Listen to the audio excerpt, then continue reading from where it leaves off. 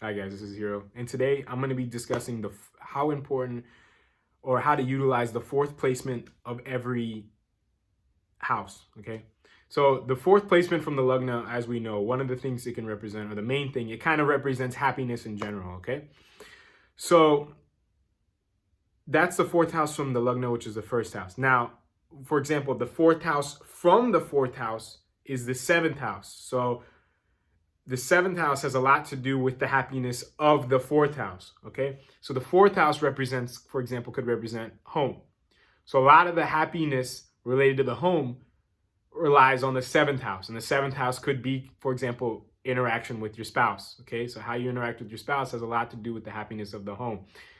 The fourth house from the seventh house represents the 10th house. Okay, the 10th house is kind of like your career, your what you're doing in the society, stuff like that. So happiness with the spouse could rely a little bit on the 10th house aspect, which is kind of what you're, are you fulfilling your purpose?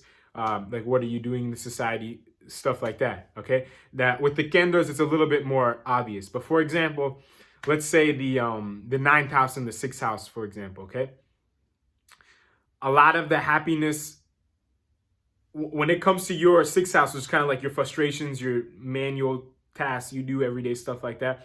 A lot of that will depend on the happiness related to that will depend on the ninth house. Okay, so if you're able to utilize the ninth house properly, you'll be a lot happier dealing with your frustrations and your day-to-day, like, menial tasks that you really don't like and stuff like that. Okay,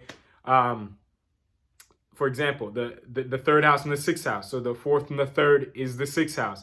Okay, your happiness of the third house depends on the sixth house. The third house could represent self efforts, things like that. So the happiness related to your self efforts is going to depend a lot on the frustrations you deal with in your life, right? Because sixth house represents frustrations. These are kind of just examples. I'll give you one more: the eighth and 11th house. Okay. Your happiness of the eighth house is going to represent a lot on the 11th house. Eighth house could represent, for example, like sudden changes. Let's just say sudden changes for right now, right? The one aspect, a lot of your happiness related to your sudden changes depends on the 11th house, which is kind of the gains you're going to receive. Okay, so I think you guys get the gist on how the fourth house represents, the fourth placement from any house represents the happiness related to that house. Now, what can we do about this, right? It's great. Happiness, like I said, it's a state of mind. Okay, so it's all dependent on how accepting and grateful you are related to those things. So if you feel unhappy related to a certain house, you want to kind of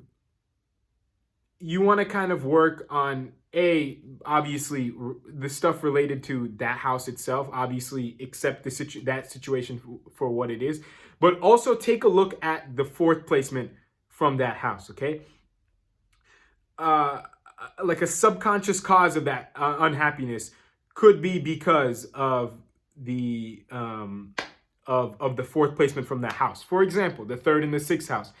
Yeah, you feel you're not happy in your your self efforts. That unhappiness could rely on your frustration. So you want to accept, obviously, the efforts you're putting, but you also want to accept the frustrations that you're dealing with on a day-to-day basis. Okay, so that you're not too you're not too hard on yourself about how your self efforts turn out.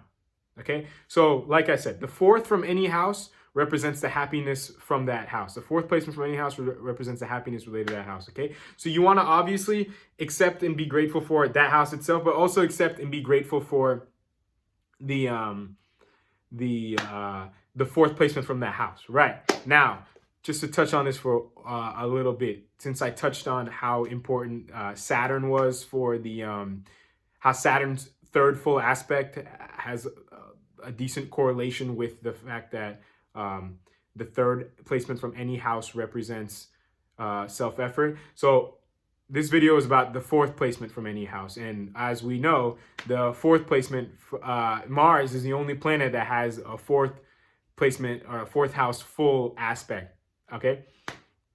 So like I said, in the third house video. Mars, it's not, oh, Mars just randomly has a fourth aspect there. Okay, this is not like they just picked a number and that's it. Mars has a lot to do with kind of making you feel unhappy. Okay, that's why it has an aspect on the fourth house. It's not, oh, it has an aspect on the fourth house, so its energies just randomly get thrown there. It's, oh, Mars naturally has like carries the energies of making you feel unhappy. Therefore, it has a full aspect on the fourth house. Okay, it's important to make that shift. Once you make that shift on kind of like identifying the root cause of things, for example, full aspects, you know, what planets, why the planets get exalted in the signs they do or debilitate in the signs they do, why they own the signs they do, all that kind of stuff. All this will kind of start to click. Okay, but Mars, for example, it has a fourth aspect, a fourth house full aspect, right? So the fourth house from itself, the fourth placement from any house has a lot to do with happiness. So Mars's fourth full house aspect means that it's going to cause you a lot of unhappiness related to where it sits, because it's frustrating you in the fourth house from there. Okay, so for example, the third house has to do with self-efforts. It's going to cause you a lot of unhappiness there because it aspects the sixth house. And the sixth house, what it'll do is it'll make you feel, it'll make you feel like very like ungrateful and upset about your sixth house, which has to do with the frustrations in your life. So it can kind of amplify those frustrations, and therefore leading you to be more unhappy about where Mars actually sits, which is the third house in this example I'm giving. Okay, so Mars, for example, it has a lot to do with it kind of amplifies in a negative side the fact that, oh, you'll really see how where it sits, you'll feel unhappy because of the fourth from itself. Okay, and the fourth from itself, like I said, it'll make you feel very frustrated there, and because it feels frustrated forth from itself, it affects the happiness of where it's at. Okay, so I hope that kind of made sense.